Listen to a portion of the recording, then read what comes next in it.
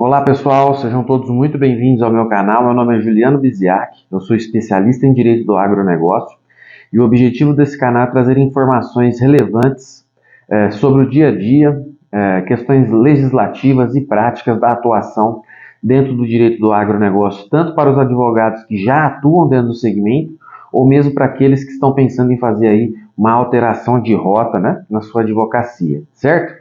E esse canal também se direciona aos produtores rurais que queiram entender um pouco mais sobre essas questões burocráticas aí que envolvem, né, e são essenciais para a sua atividade, tá ok? Então, se você gosta desse tipo de conteúdo, curte, compartilha esse vídeo nas suas redes sociais, se inscreve no canal, tudo isso é muito importante para que a gente possa continuar desenvolvendo aí os nossos conteúdos, tá bom?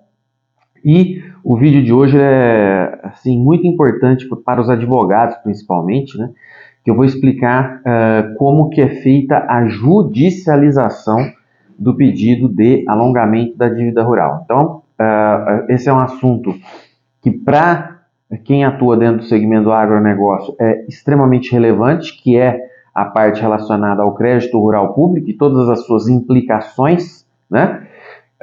E aí, mais especificamente, falando sobre a possibilidade de alongamento da dívida rural, que tem previsão lá no Manual de Crédito Rural, e ali estão estabelecidas as hipóteses em que é possível o pedido de alongamento da dívida rural. Então, é muito comum o produtor procurar o advogado perguntando quando é possível o alongamento da dívida rural. E basicamente são em três situações previstas no Manual de Crédito Rural. Primeiro, quebra da safra, tá? E aí, dentro da quebra da safra, podemos falar em problemas climáticos, né?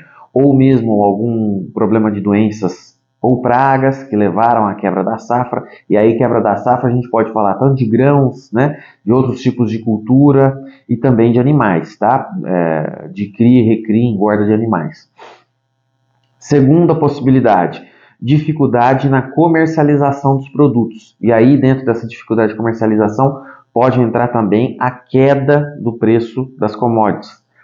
Terceira possibilidade, terceira situação, é a dificuldade no desenvolvimento da produção agropecuária. E aí a gente pode falar, por exemplo, de algum insumo essencial para o desenvolvimento de uma determinada cultura que esteja faltando no mercado e que levou aí a dificuldade no desenvolvimento da produção.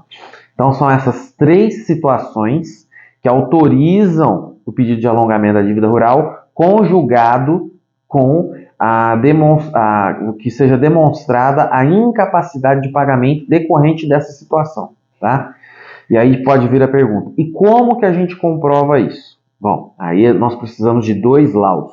Um laudo de sistema produtivo ou de quebra de safra, para indicar uma das três situações que a gente acabou de elencar, e um segundo laudo, um laudo de incapacidade de pagamento, para demonstrar de forma documentada que neste momento não há possibilidade de pagamento da dívida e fazer uma projeção de quando seria melhor para o produtor rural voltar a pagar a sua dívida rural. E aí a gente pede normalmente um período de carência, demonstrando que nesse período não há condição de pagamento, e depois o parcelamento da dívida quando passar esse período de carência. Tudo isso fica documentado no laudo de capacidade de pagamento. Então, a pergunta muito comum é: quanto tempo eu posso pedir um alongamento da dívida rural? E a resposta é: depende. Depende da situação financeira do produtor rural, que fica demonstrada no seu laudo de capacidade de pagamento.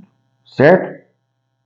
E para judicializar? Bom, primeiro passo, a gente precisa fazer o pedido administrativo. O pedido administrativo é essencial para demonstrar que na esfera administrativa foram tomadas medidas para que se tentasse o alongamento da dívida rural, tá?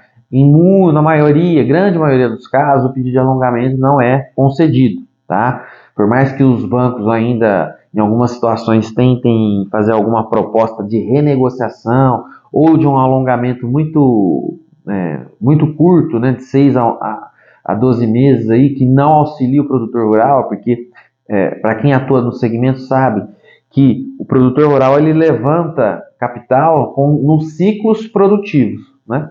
Então a gente pode pensar que o ciclo mais produtivo mais curto que pode ter é de 6 meses a 12 meses, tá? Isso a depender da cultura que ele exerce. Então, o produtor ele começa a levantar algum capital em 6 ou 12 meses, tá? Isso não quer dizer que ele levantou um capital que ele já tem condições de fazer o pagamento, tá? Porque a ideia do alongamento é uma reestruturação financeira do produtor para que ele possa seguir em frente com a sua atividade, tá?